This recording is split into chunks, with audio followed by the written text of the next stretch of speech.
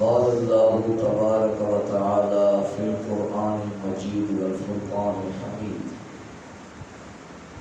ولا تسرفوا إنه لا يحب المسرفين صدق الله مولانا العظيم. حضرات ذی وقار عنوان نمبر 27 ہے اسراف کیا ہوتا ہے. جہاں پہ شرعاً عادتاً مروّتاً مال کا خرچ کرنا ناجائز ہو اور اجنبی لوگوں پر بندہ بڑھ چڑھ کے مال خرچ کرے اور اپنے اہل و عیال کو بالکل تنہا چھوڑ دے، اس چیز کا نام اسراف ہے. اسراف معنی فضول خرچی. اللہ پاک نے ارشاد فرمایا اسراف نہ کرو کہ اللہ اسراف کرنے والوں کو دوست نہیں رکھتا. بندہ اپنا کل کا کل مال خرچ کر دے، اپنے اہل و عیال کے لیے کچھ نہ چھوڑے اور اپنے آپ کو بھی فقیر بنا لے تو شریعت اسلامیہ اس کی بالکل اجازت نہیں دیتی. یہ ناجائز ہے. وَكُلُوا وَاشْرَبُوا وَلَا تُسْرِفُوا، کھاؤ اور پیو، فضول خرچی نہ کرو. احادیث طیبہ سماعت کیجیے.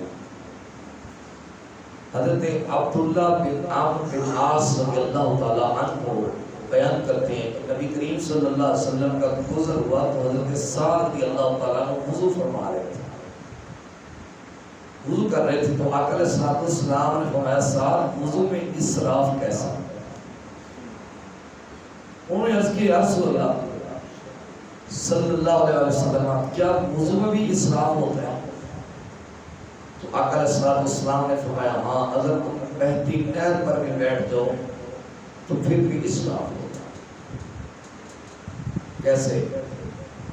ہمارے یہاں بڑے لوگوں کو عادت ہوتی ہے کہ وضو خانے میں بیٹھ کے ساتھ پانی بھی چلاتے رہے، باتیں بھی چلاتے رہے، پانی بھی چلاتے رہے، باتیں بھی چلاتے رہے، پتہ ہی نہیں منہ پہ کتنی بار پانی ڈال لیا، بازوں پہ کتنی بار ڈال لیا. اس چیز کا نام ہی اسراف ہے اور یہ فضول خرچی ہے.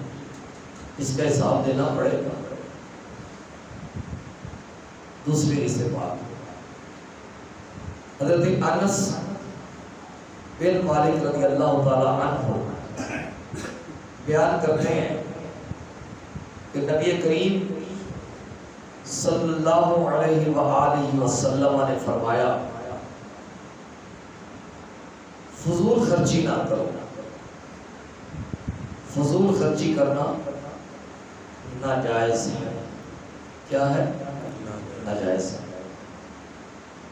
حضرت عبادہ بن ثابت رضی اللہ تعالی عنہ بیان کرتے ہیں کہ مجھے نبی کریم صلی اللہ علیہ وسلم نے اپنے ہاتھ پہ بیعت کروائی اور ان باتوں پہ بیعت دی کہ اے عبادہ بن ثابت تم میرے ساتھ وعدہ کرو کہ اللہ کے ساتھ کسی کو شریک نہیں ٹھہراؤ گے اور فضول خرچی نہیں کرو گے اور زنا نہیں کرو گے، چوری نہیں کرو گے، اپنے بچوں کو قتل نہیں کرو گے. آقا علیہ الصلوۃ والسلام نے فرمایا جس نے ایسا کر لیا اس کا اجر اللہ کے ہاں ہے.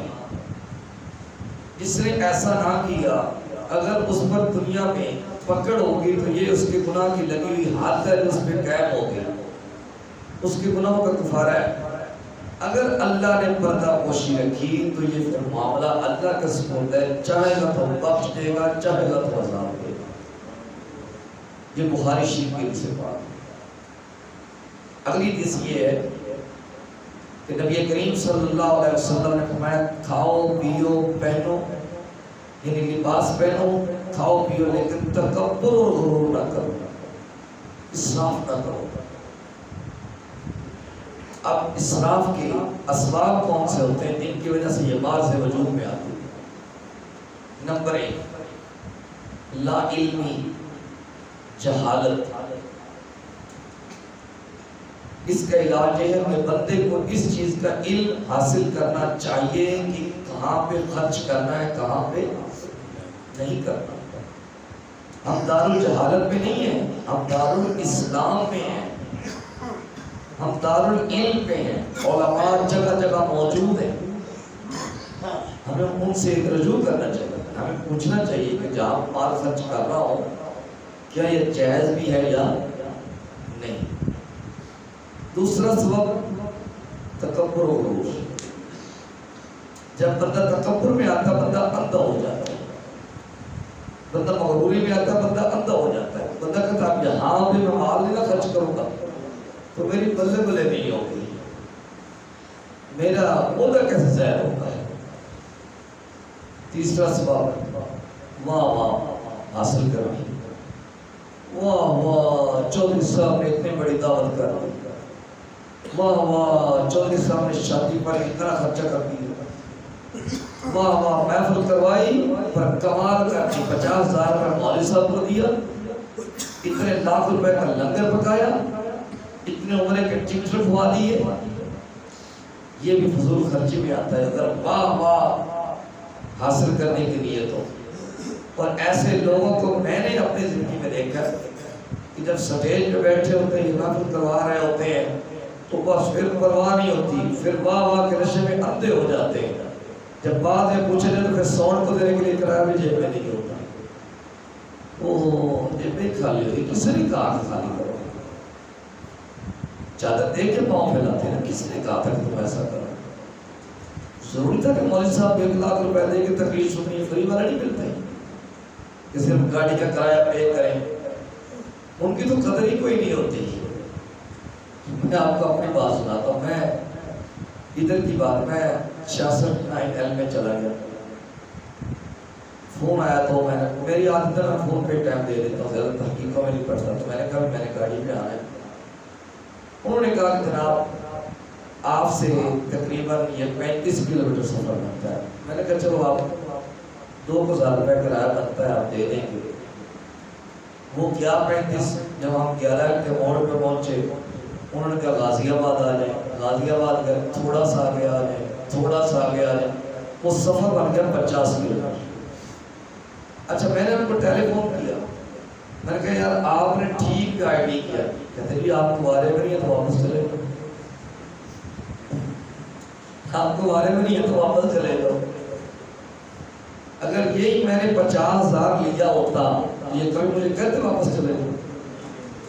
کبھی نہ کہتے، بلکہ آگے سے چند بندے بھی بھیجتے اور پورے رستے میں بھی کھڑے ہوتے۔ ہاں، اور جناب پھر جب کھانا کھانے کا وقت آتا تو 4 بشندے ادھر کھڑے ہوتے، 4 بشندے ادھر کھڑے ہوتے، مولانا صاحب کا خیال کرے، مولانا صاحب کا خیال کرے۔ تو جو فری میں آ گیا تو چلو کوئی بات نہیں، مارے تو واپس چلے جاؤ۔ یہ ہم نے خود ساختہ چیزیں بنائی ہوئی ہیں۔ کیا 50,000 والے 3 بیان کرتے، ہم گانے سناتے جا کے؟ جس رسول کی انہوں نے تعریف کرنی اس رسول کی ہم نے تعریف کرنی، جس رسول کا انہوں نے کلمہ پڑھا اسی رسول کا ہم نے کلمہ پڑھا، جس رسول کی وہ حدیثیں سناتے اسی رسول کی ہم حدیثیں سناتے ہیں۔ ٹھیک ہے، تو واہ واہ حاصل کرنے کے لیے کبھی بھی بندے کو پیسہ خرچ نہیں کرنا چاہیے۔ اور چوتھا ہے شہرت حاصل کرنا، میری شہرت ہو جائے۔ حاجی صاحب نے اتنا کمال کر دیا، اتنی بچیوں کو جہیز دے دیا، اتنی بیووں کی مدد کر دی، اتنے عمرے کے ٹکٹ دے دی۔ عمرے کے ٹکٹ تو بڑے نکالتے ہیں آپ، محفل بڑی پورا تازی ہوتی ہے۔ کبھی اس بات پہ پورا تازی ہوئی ہے کہ قبر صاحب میں کل نماز کون پڑھے گا؟ جس کی شریعت اسلامیہ ترغیب دلاتی ہے، اس کی کبھی ہم نے قرآن تازی کی ہے؟ صحابہ یہ کیا کرتے ہیں، صحابہ 100 کے ساتھ دوڑا کرتے تھے، مجھے پہلے صف پہ جگہ مل جائے، مجھے پہلے صف پہ جگہ مل جائے۔ آقا علیہ السلام فرماتے ہیں اگر تمہیں علم ہو جائے کہ امام کے پیچھے کھڑے ہو کے نماز پڑھنے کا کتنی فضیلت ہے، تم اس بات پہ لڑ پڑو۔ گہرائی میں نہیں جاتا، پھر بات کوئی نہ کوئی ایسی ہو جاتی ہے، بس اشارہ ہی کافی ہے۔ العاقل تکفیہ الاشارہ، عقل مند کے لیے اشارہ ہی کافی ہوتا ہے۔ تو آج کل تو خیر شادی بیاہ میں اسراف ہو رہا ہے۔ وہ کیسے؟ کھانے کی پلیٹ اٹھائی، نمبروں کی طرح کھڑے ہو گئے، کھاتے رہے، نہ اچھی طرح ہڈیاں صاف کی، نہ مسالہ صاف کیا، چلو یہ پوری کی پوری پلیٹ ضائع کر۔ یہ کھانے کی توہین نہیں ہے؟ توہین ہے۔ بزرگان دین کے قصوں پہ چلے جائیں، مزارات پہ چلے جائیں، وہاں پہ کیا ہوتا ہے؟ لنگر ڈالا جاتا ہے، بڑے پیار سے کھلایا جاتا ہے، لیکن جس کو جو روٹی پسند نہیں آتی وہ اس کو سائڈ پہ کر دیتے ہیں۔ بعد میں پتہ چلتا ہے کہ پوری کی پوری پلیٹ ضائع ہو گئی۔ اسی طرح روٹی کا حال ہوتا ہے، وہ روٹی کو پکڑا، جو اس کی سائڈیں ہوتی ہیں اس کو چھوڑا، اس طرح کاٹتے کے درمیان سے روٹی کھاتے کے سائے روٹی ضائع کر دی۔ تو یہ ساری کی ساری چیزیں فضول خرچی میں آتی ہیں، اس کا حساب دینا پڑے گا۔ ہم تو اللہ پاک کی ایک نعمت کا حساب نہیں دے سکتے۔ میں نے پہلی بات سنائی ہے نا کہ نبی کریم صلی اللہ علیہ وسلم فرماتے ہیں قیامت کا دن ہوگا، ایک عابد کو اللہ کی بارگاہ میں پیش کیا جائے گا، اللہ پاک فرمائے گا اس سے میری رحمت کے سہارے سے جنت میں لے جاؤ۔ وہ اس کرے گا یا اللہ اگر آج بھی میں نے تیری رحمت کے سہارے سے جنت میں جانا تو میری عبادت کی طرف گئی۔ اللہ پاک فرمائے گا میرے بندے چاہتا کیا ہے؟ بول میں تو حساب چاہتا ہوں۔ اللہ پاک فرمائے گا میرے بندے میں نے اپنے بندوں سے کبھی حساب نہیں کیا، نہیں یا اللہ مجھے حساب چاہیے۔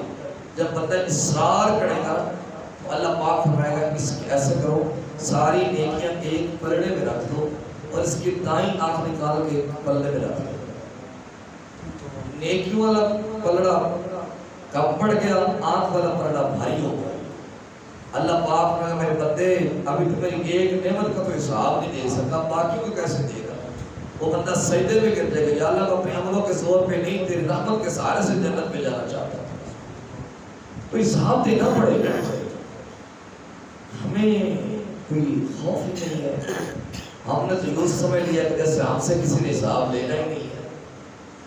ہاں بھائی حساب دینا ہے، مال کے بارے میں پوچھ گچھ ہونی ہے، بچے کی تربیت کے بارے میں پوچھ گچھ ہونی ہے، صحت کے بارے میں پوچھ گچھ ہونی ہے کہ تجھے صحت دی تھی کہیں اڈوں پہ برباد تو نہیں کرتا رہا، برائی کے اڈوں پہ برباد تو نہیں کرتا رہا، تو نے اپنے صحت کو چوکوں میں کھڑے ہو کے ضائع تو نہیں کر دیا تھا، عبادت کی تھی۔ در جوانی توبہ کردن شیوہ پیغمبری، جوانی میں توبہ کرنا اللہ کے نبیوں کا شیوہ ہے۔ تو کیا تو نے اپنی جوانی کو ضائع تو نہیں کر دیا تھا؟ اس لیے حساب دینا ہے، ہم سے کسی نے حساب لینا ہے اور ضرور لینا ہے۔ اس کا قانون ہے جنت بھی مل جائے گی لیکن پہلے چھتر پودا ضرور ہوگا۔ جنت کی امید بھی ہے اور مل بھی جائے گی، جنت ہے بھی ہمارے لیے، لیکن وہ پنجابی سے کہتے ہیں پر نیوندرا ضرور پڑھنا ہے، ٹھیک ہے؟ اس لیے ہم اپنی زندگی کو اسلام کے مطابق گزاریں، اپنے آپ کو اسلام کے مطابق بنائیں، جبکہ ہماری خواہش یہ ہے کہ شریعت ہمارے گرد گھومے۔ ہماری خواہش یہ ہے کہ شریعت اسلامیہ ہمارے گرد گھومے، جبکہ ایسا نہیں ہونا چاہیے، بلکہ ہم شریعت کے ارد گرد گھومیں کہ شریعت کیا تقاضا کرتی ہے، ٹھیک ہے؟ اللہ پاک ہمیں عمل کی توفیق عطا کرے۔ صلی اللہ تعالی علی حبیبہ الاعلی سید الانبیاء محمد وعلی آلہ واصحابہ اجمعین برحمتک یا ارحم